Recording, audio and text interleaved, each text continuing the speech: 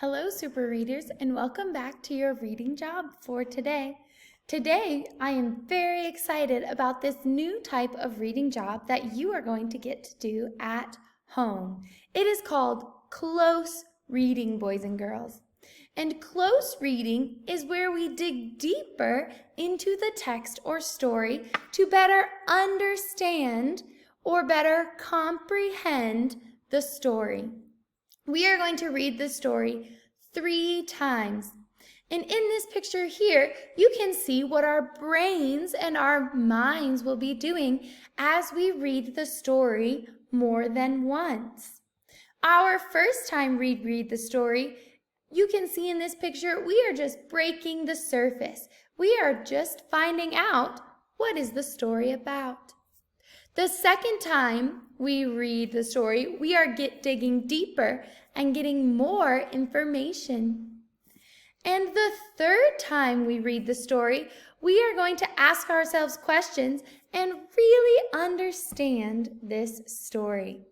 Let's get started. All right, boys and girls, this is an example story that I'm going to use to show you how we are going to dig deeper into the text. Your text at home, your story at home, will be about a pumpkin. My story is Pat the Bat. So the first time I read through this story, I am going to look for challenge words or words that I do not know or I do not understand. Pat the Bat. Pat is a bat. She is small and has brown fur. She can flew. This is a challenge word for me, so I am going to circle it with a yellow crayon. She likes to sleep in the day. Her home is in a big cave. She likes to fly at This is a challenge word for me as well, boys and girls, so I am going to circle it in a yellow crayon. And find bugs to eat. All right, boys and girls, since I have read the story once, I'm going to put an X in the first box. Now my job, boys and girls, is to find out the words that I did not know, the words that I circled. You may ask mom, dad, brother, or sister to help you read and understand these words. Then come back to the text and we are going to read it a second time. Pat the Bat. Pat is a bat. She is small and has brown fur. She can fly. She likes to sleep in the day. Her home is in a big cave. She likes to fly at night and find bugs to eat. So now I can better understand this story about Pat the Bat. I've read it 2 times, so now I have 2 X's. I have 1 more box to fill, boys and girls. After we read the story the 3rd time, we are going to answer the questions. Pat the Bat. Pat is a bat. She is small and has brown fur. She can fly.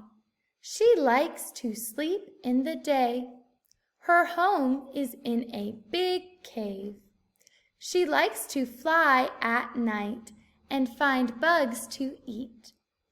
All right, boys and girls, I have read this text 3 times, so now I have 3 X's, and it is time for me to answer the questions. Answer the questions. Use the colors to underline your evidence. So, boys and girls, we are going to look for the answers to the questions in the story and underline it. For example, this question says, Pat has fur. Does Pat has big fur? Pat has brown fur. Pat has black fur. Let me go back and look at my story. I see that my story says, she is small and has brown fur. So it told me with a blue crayon to underline that evidence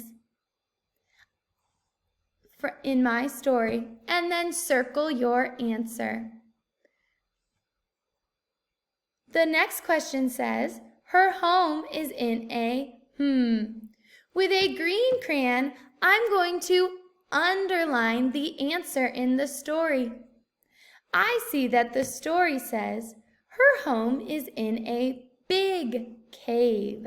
So I'm going to circle that her home is in a cave. The last question says, with a purple crayon, she finds to eat. Where does it tell me in the story what she finds to eat? I'm going to underline that evidence with a purple crayon.